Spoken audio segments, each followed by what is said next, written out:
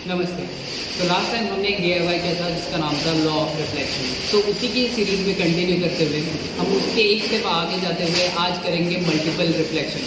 So basically जैसा आपने देखा होगा, अगर आप आईने के सामने खुद को देखते हो तो आपको वहाँ पे आपका प्रतिबिंब दिखाई देता है। अगर आप किसी सैलून पे गए होंगे बाल कटाने और अगर आपने ऑब्जर्व किया होगा, एक आईना आपके सामने होता है और एक आपके पीछे होता है।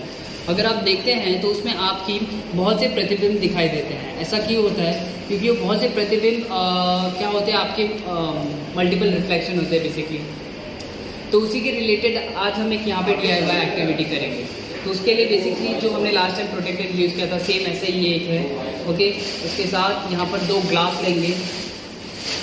ओके, एंड फिर यहाँ पर एक मेरा ऑब्जेक्ट है, ये एक चेस्ट पीस है, उस ऑब्जेक्ट को मैं यूज़ करूँगा और ये मेरा एक्सिस ऑफ रिफ्लेक्शन होगा। ठीक है।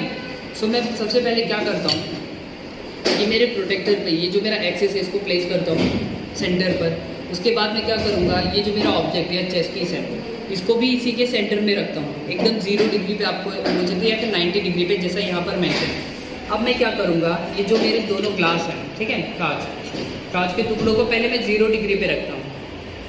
तो मैं आपको यहाँ पे ऐसा दिखाता हूँ। ओके, तो आप यहाँ पर देखिए पहले क्या होता है। तो इसको मैं एकदम सेंटर में प्लेस कर लेता हूँ।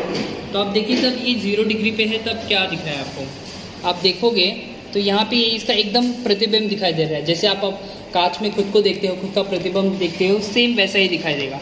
अब यहाँ पर जो आपको एंगल्स दिख रहे हैं ना, मैं दोनों ही कांच को उस एंगल पे रखूँगा और उनका जो एक कॉर्नर है, मतलब जो एक किनारा है वो फिक्स रखूँगा। तो सबसे पहले मैं इसको 30 पर लेता हूँ। इसको मैंने लिया 30 पर यहाँ पर से, और यहाँ पर इसको लिया मैंने 30 पर। ठीक है, ओके।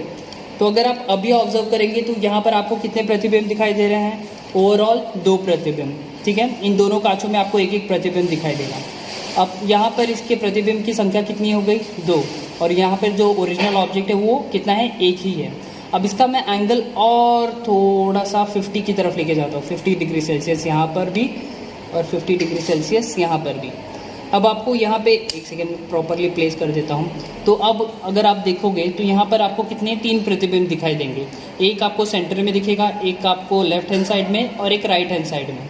अब यहाँ पे जैसे जैसे मैं इसका एंगल एकदम 0 की तरफ लाते जा रहा हूँ या फिर सेंटर की तरफ लाते जा रहा हूँ, वैसे वैसे मेरे प्रतिबिंब बढ़ते जाएंगे। ठीक है, तो अब मैं इसे 70 की तरफ लेता हूँ। तो जैसे मैं इसे 70 की तरफ लूँगा, आप काउंट कीजिएगा कि कितने प्रतिबिंब आपको दिखाई दे रहे हैं। मे भी हो सकता है कि मेरे हाथों की वजह से आपको व्यू ब्लॉक हो रहा हो, लेकिन अगर आप काउंट कर सकते हैं तो ज़रूर काउंट कीजिएगा और मुझे बताइएगा कि इसमें कितने प्रतिबिंब दिखाई दे रहे हैं। बेसिकली ये आपको एक क्वेश्चन भी मिलेगा। ठीक है, अब एक काम करता हूँ मैं सिंपली, अब इनका जो एंगल है अब एक दूसरे के आमने सामने रखा हूँ। जैसा कि मैंने आपको शुरुआत में बताया था कि आप जब सैलून में जाएंगे तो वहाँ पे आपको देखने मिलता है।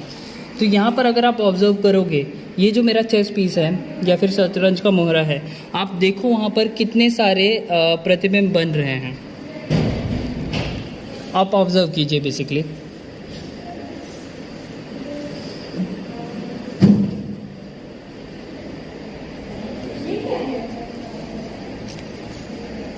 तो इस प्रकार आज हमने देखा कि जो मल्टीपल रिफ्लेक्शंस होते हैं वो क्या होते हैं।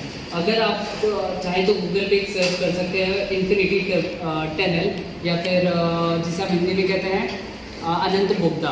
ओके, तो आप अगर देखेंगे वो भी सेम इसी कॉन्सेप्ट पर बेस होता है। आपको ऐसा प्रतीत होगा कि जो बोगदा है या फिर जो टनल है वो कभी समाप्त ही नहीं हो रही, वो निरंतर ही जा रही है। Thank you.